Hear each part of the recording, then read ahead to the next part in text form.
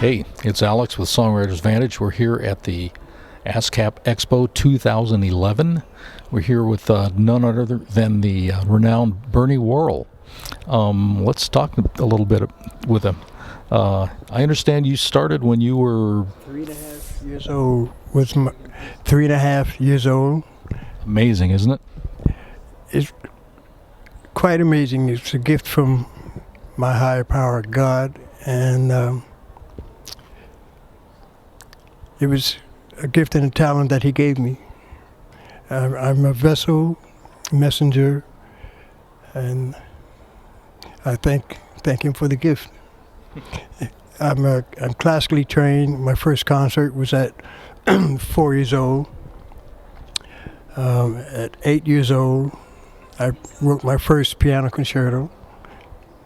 10 years old, I played 3 piano concertos with the Washington Symphony Orchestra and Plainfield Symphony. I was living in Plainfield, New Jersey at the time. Private lessons at Juilliard School of Music in New York. And from there to the New England Conservatory in Boston. And from there to nightclub work. I became musical director for Maxine Brown, who was a famous, you know Maxine? R&B vocalist. And from there to P-Funk. And on and on. And you went directly into P-Funk? No, there was maybe a two-month period between Maxine and P-Funk. I was in Bermuda with Maxine Brown and reopened for Jimmy Smith. And my manager got a call from George. He was at the Apollo in New York. He wanted to have a meeting because he had said to me years earlier that when he could afford me, he would make a call and wanted me to come join the group. So that's when this happened. They had the meeting. She called me back in Bermuda and said, George Clinton said he's ready. Do you want to move to Detroit? I didn't really want to go to Detroit. At the time, there were all the riots and stuff. But I said yes, and moved to Detroit, and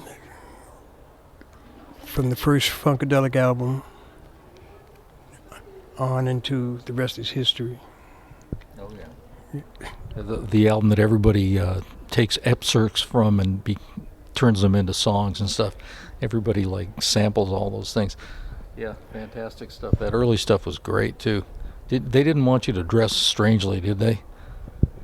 Well, I was the nerd of the group. Yeah. They made me band leader because I was the one with the schooling and everything, and so I was brought up kind of strict. I couldn't hang out on the block with those hoodlums, as my mom would call in our neighborhood. So I used to sneak out of my bedroom window to go down to the barber shop because George was a barber and processed hair. George Clinton Yes. was a barber? Yes. Was he wearing diapers at the time? No. He didn't dress like that. No, they were known as just Parliament At that time. I remember that. And My band played a gig with them actually in Detroit wow. as Parliament back in 69 or 70. That's when they were with Golden World Records. Yeah. Because They I was weren't still in huge. college when Right. he moved everyone from Jersey to Detroit. Yeah. And Funkadelic were just the kids in the neighborhood. And the name Funkadelic came about after everyone moved to Detroit. So Funkadelic was the musicians, Parliament with the vocalists. Right.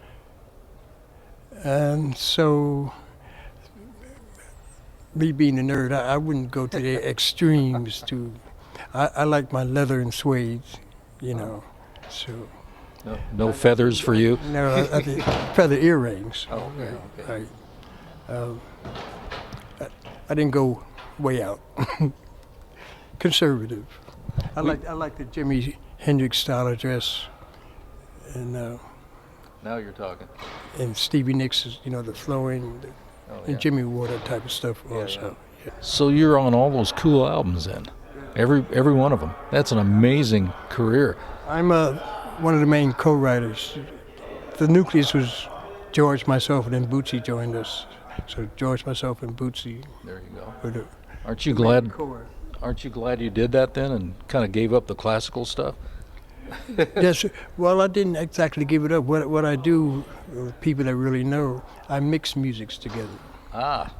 So man. I think that's what made P-Funk a little different than your other funk genres, because I would always intertwine the classical feel with the funk or Latin. It's one of the gifts, another gift I have to, or I interject some cartoon music into it. So it's another gift I was able to mix musics. I was raised Catholic, came up in the Baptist church also as an organist for the Episcopal Church. I played the accompanist for Jewish male men's chorus while I was in college in Boston. So all those influences, I just take it in when I'm creating or writing. Since we're at the ASCAP thing and we're talking about copyrights and so forth, you've probably benefited greatly from some of these things. I benefited, but monetarily I was one of those stories. Uh-oh. I don't talk about it a lot, but ASCAP is helping out, and publishing will revert back, I think, pretty soon. And I was beat, like a lot of my fellow comrades, and didn't get all the sampling money either. Resentments can poison you and can make you. No use holding all that stuff in. So what are you doing these days? I have 3 different projects. Social Librium, which is jazz-oriented funk. Here we go with the labels. Yeah. But with Melvin Gibbs on bass, J.T. Lewis on drums, Blackbird McKnight from P-Funk on guitar. It's called Social Librium. Another configuration is Wesson Worrell, young in his 20s bass player, who's funk and Les Claypool, Victor Wooten oriented. And we have a drummer. And then I do a lot of guest appearance with Leo Nocentelli from the Meters,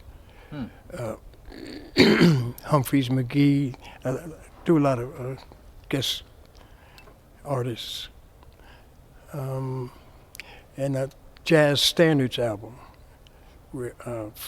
Funkadelic, with a young and upcoming producer. And that'll be released sometime this month. And I'll be going back on the road. Bootsy's finally going to come back on the road. Oh, nice. So we'll be doing that this summer. And side projects with Will Calhoun from Living Color, who I'll be doing the panel tomorrow. And whatever God sends me, and trying to keep up with the youngsters. Well, you're blessed, and you know that. Yes. And you're still blessed. I understand you also work with Talking Heads. What was that like? One of my favorite groups. It fell right into place because I found out maybe a few months after I joined that they were P-Funk fans. They used to sneak into P-Funk concerts, and that was quite a surprise. And it really worked because they kind of worked the same way in the studio when they were recording and developing, a CD or a song. And it was a natural fit. And they say I brought some color to it, some fun to their stiffness. I didn't know who Talking Heads was at first. Oh, right. And I guess they heard that I had left P-Funk. And I got a call from Jerry Harrison, the keyboard player. Jerry and I, till today, was really close. And he asked me if I would be interested. I said, well, what do you sound like? Because I didn't know who they were. So I went to New York and heard some of their stuff and said, yes, I, hung out with them. I said, yes, I'm interested. And the rest is stop making sense. Yeah, exactly. Making sense. I remember that. And it made more rhythm then, too. They got more rhythmic and more, they threw some Latin stuff into their thing. And I'm thinking that may have been you, huh? That's what they say. I don't talk about them. That's what it said, And not just me, Alex Weir from the Brothers Johnson, Nona Hendrix is with the Adrian Ballou. Yeah. It was conglomeration. It's a team. Really cool players. Yeah. Yes. Fantastic. Along with David's genius and Chris's solid drumming, Tina's, each entity had its integral part of the sound, which made a whole. Made it, yes. Would you have any advice for these people out here in songwriter land who are starting off, or they're thinking about what to do with their career or anything? Please try to do hands-on as opposed to the machine. Right. We're missing the human touch. Yes, indeed. We're missing. We need to feel the vibration of the fingers vibrating the strings, or the percussiveness touching the keys. Please get back to basics. Okay. And create that way. Use the machine to some extent, but we need to get back to basics, and then you find a whole nother world. Thank you so much for talking with us today. This has been enlightening. That was really good advice. People, we need the human touch. This is Alex signing off for Songwriters Vantage at ASCAP Expo 2011. Thank you. Thank you, Alex. Bernie Worrell. Thank you.